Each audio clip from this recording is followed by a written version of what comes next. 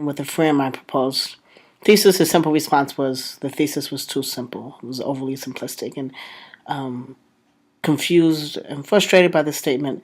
Um, I finally actually understood that what he was saying was that my thesis was too broad. And so I went back to the drawing board, went back and reread some things, and then reread some things about the original origins of Simkht Torah,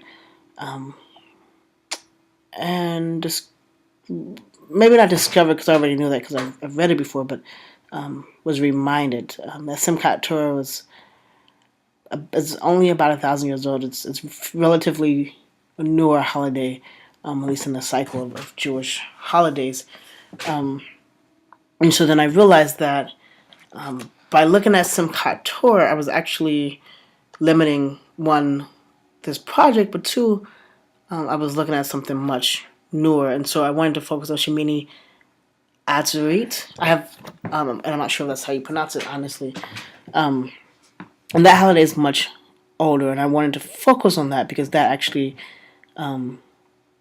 while the two, in particular within Reform Judaism, the two are celebrated on the same day. Within Reform Judaism and Israel, they're celebrated on the same day.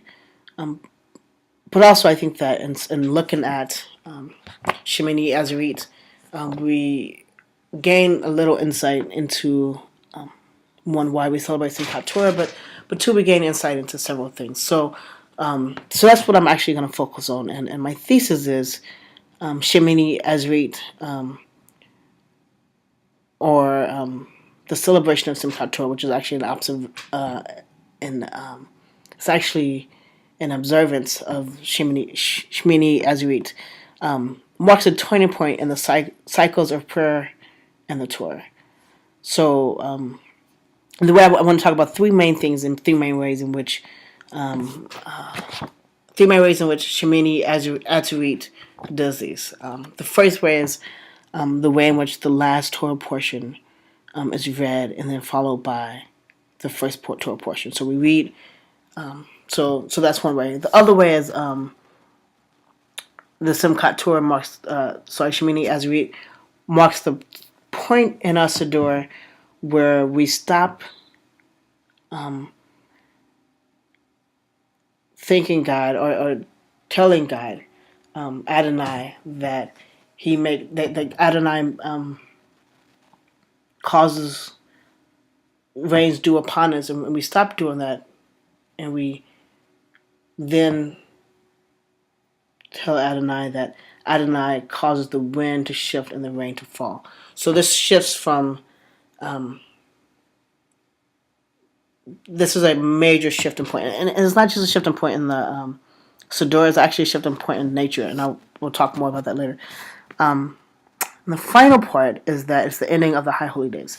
So I want to make a few just general statements. One, and that's the nature of, not that time and space doesn't coincide sometimes, but just the nature and how the holidays is oftentimes deal in time, and the seasons are different. So within Judaism, the calendar is a lunar calendar versus a solar calendar, and so we are dealing with based upon seasons and a different mindset and a different way than traditional or than we are used to in the modern time, and the time in which the way things are kept in the U.S.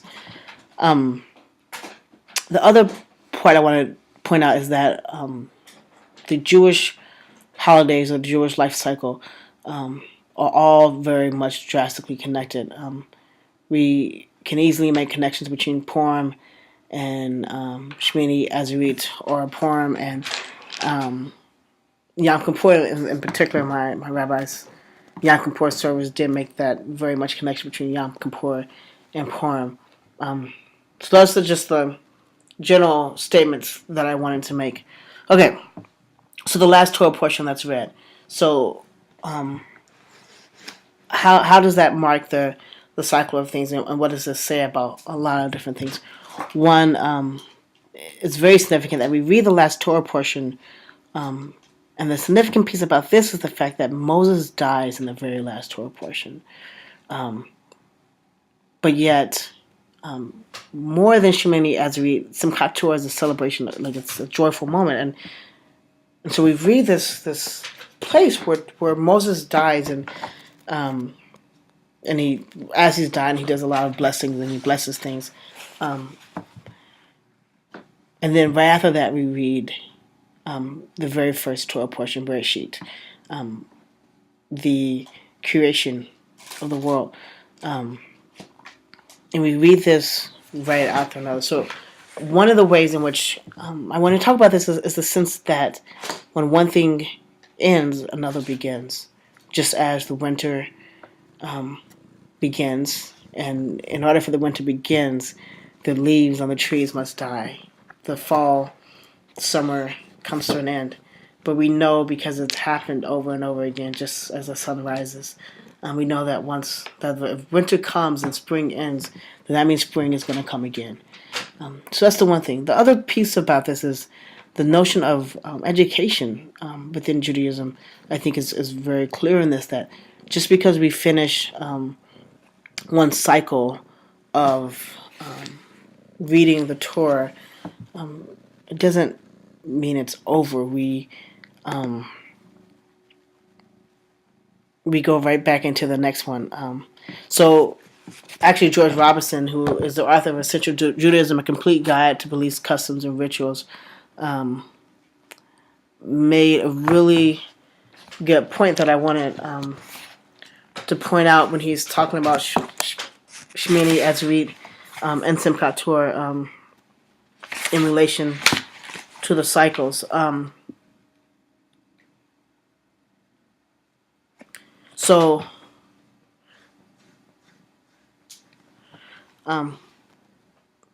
what he says is, more than that, we do not simply stop our study we do not simply stop our study of the Torah simply because we have completed a single reading of it.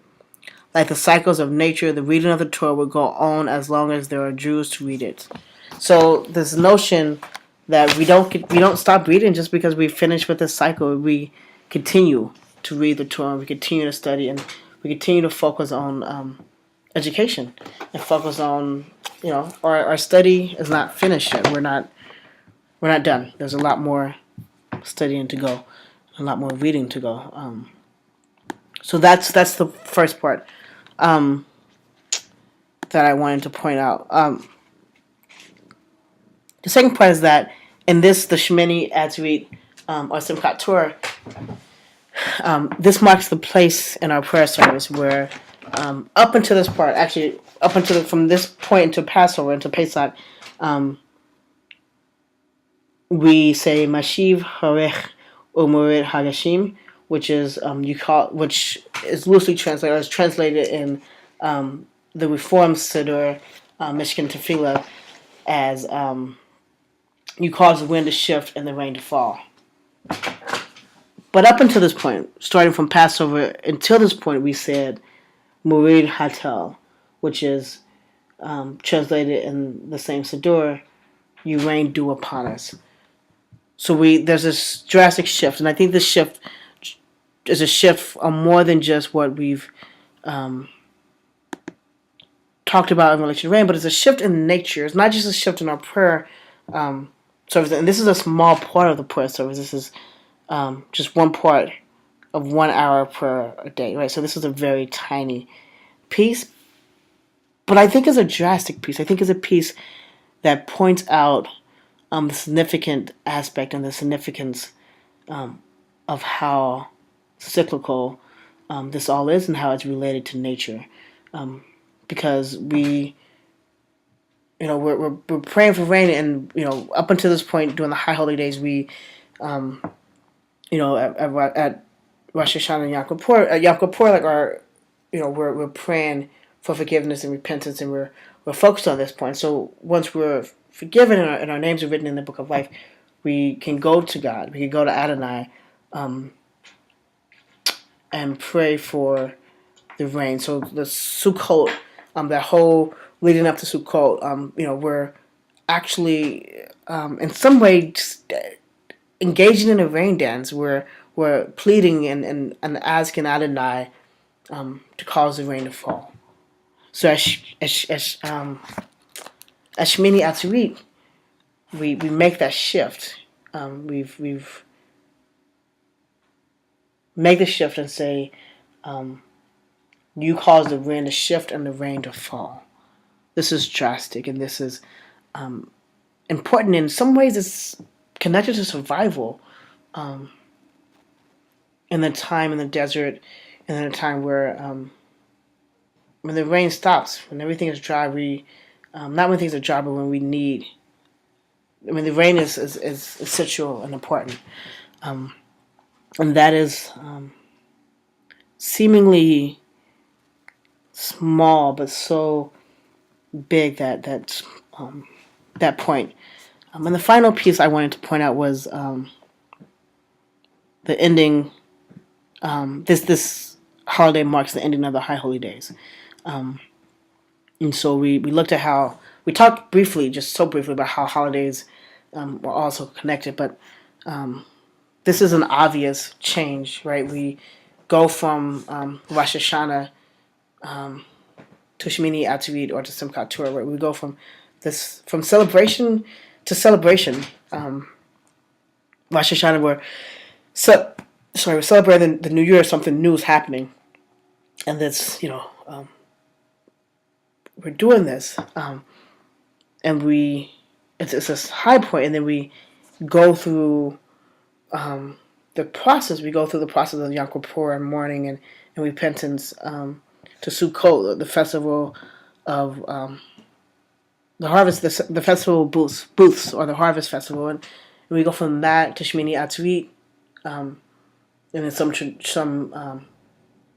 people will celebrate Simkht Torah separately, but Shemmini Atzeret, it's a mournful thing in some ways that is become celebratory, and then Simkht Torah is a very celebratory, joyful thing. But the obvious change is, yes, Rosh Hashanah starts the new year, but we end the cycle of this time of holidays with Shemmini Atzeret, which is Simkht Torah, in a way that is unique. I mean, there's several things that we do in that in ways that we know that this is one, that Shemmini Atzeret is something new and starts something new, and one of those ways is we do a Shakyanu on Shemmini Atzeret or Simkht Torah, and the reason why I'm saying that this is what makes it unique is Shemmini Atzeret is not just the 8th day of Sukkot. It's not just added onto Sukkot. It's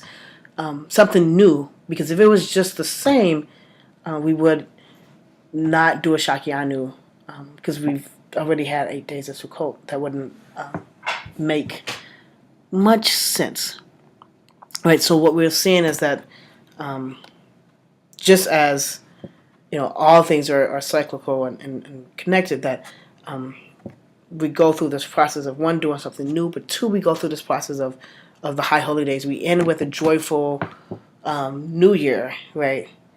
And this exciting, joyful thing. We transition to Yom Kippur, and then we get to Shemmini Atzeret as a joyful thing. I mean, as a mournful thing, not a necessarily too much of a joyful thing. But then we get to Simkht Torah, and it's a joyful celebration. It's a cycle, right? So we look at it in these ways, and so just looking at it in that way, and in that way, Simkht Torah does mark a turning point in the cycle of prayer in the Torah. So, and in the ways in which it does that, and we've discussed it throughout this 15 minutes, is that, one, it marks the natural cycle of things. We see from saying, one, it marks the sense of, we see it in where the Torah portion ends and begins, and we end one thing and begin the next thing in the next breath, or the next statement, and then the next thing is a cycle of things. We start praying for Hashem. We stop saying you caused the dew to rain upon us, to saying you've caused the wind to shift and the rain to fall. That's important. And then finally, this also marks the ending time of the High Holy Days. Thank you.